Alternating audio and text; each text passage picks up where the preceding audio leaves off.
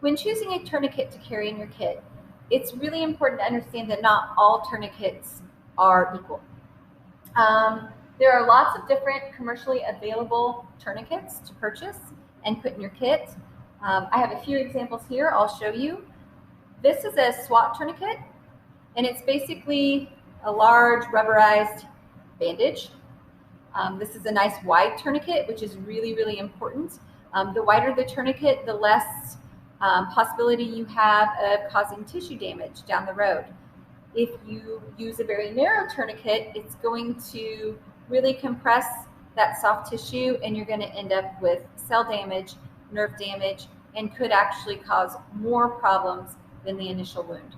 So the SWAT tourniquet, nice wide tourniquet, very flat, can fold into a small space. So this is popular for someone that maybe want to carry their tourniquet in a pocket. However, this has been found to be very slick when it's wet, which if you're using a tourniquet, there's probably going to be blood. So this one can be difficult for some people to apply tight enough to actually occlude blood flow. What is good about these, though, is they are multifunctional. So these can be used as a compression bandage. So maybe not as effective as a tourniquet, but a great compression bandage. You could even use this as a binding for a splint. The next tourniquet is a RATS, or rapid application tourniquet. People like these because you can put them on very, very quickly, and it's easy to self-apply on this tourniquet. However, the issues with this tourniquet is the narrowness of the tourniquet. Narrow tourniquets are going to do tissue damage. So as this narrow band is tightened enough to occlude the blood, it's also going to be compressing tissue and doing damage.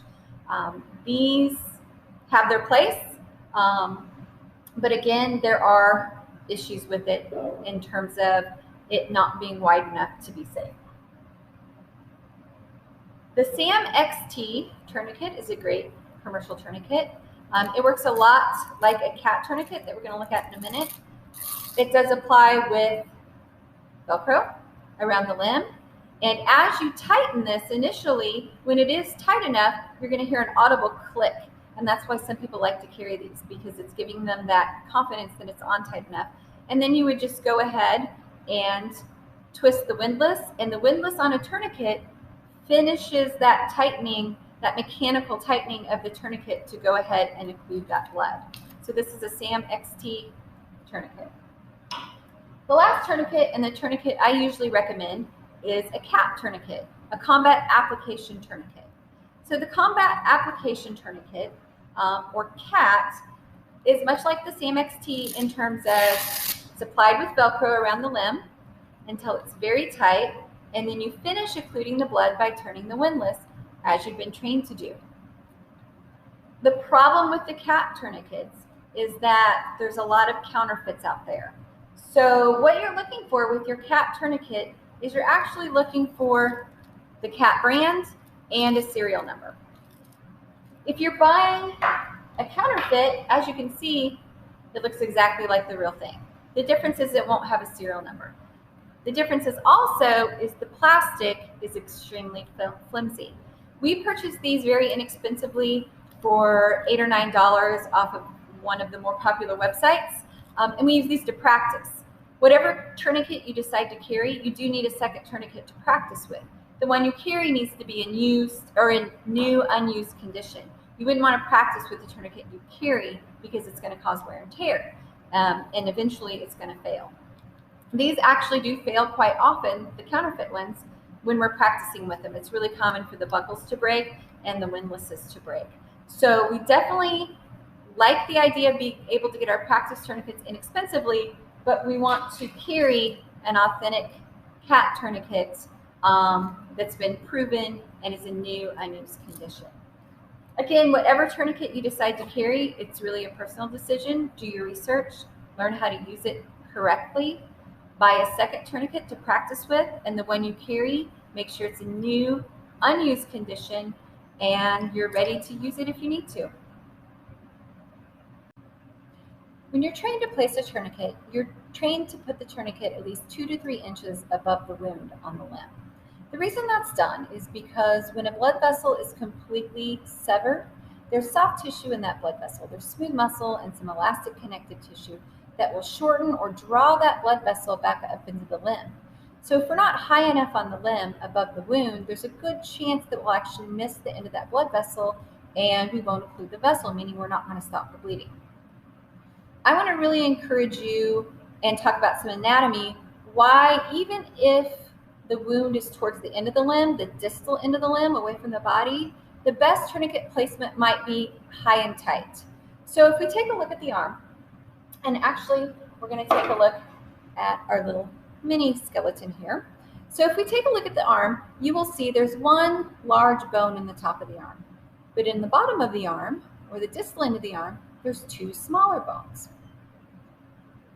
So near the shoulder, you can see this large blood vessel that runs right here. So this is the axillary blood vessel, and it runs right into the brachial blood vessel, and there's an artery and vein both here. So if I want to significantly increase my chances of getting that blood flow cut off and stopping that bleeding, my best option is to catch this big blood vessel at the top of the arm where it's very superficial and we only have one bone to deal with. So by placing our tourniquet high and tight right below the armpit near the shoulder, I can compress that blood vessel against that one large bone. So even if the injury is to the hand or below the elbow, I would have to compress my blood vessel and these two bones, and my vessels run in between the bones in the forearm. So I have a much better chance of getting what I need to get done with that tourniquet if I place it high and tight. So I also don't have to deal with the elbow, because tourniquets cannot be placed over a joint. So again, my recommendation, and I really encourage you, is when you're practicing placing your tourniquet on the upper limb, that you go high and tight no matter where the bleeding is, as close as you can get to the shoulder without actually going into the armpit and up on the shoulder. When considering the anatomy of the leg, we're in much the same situation as we are with the upper limb.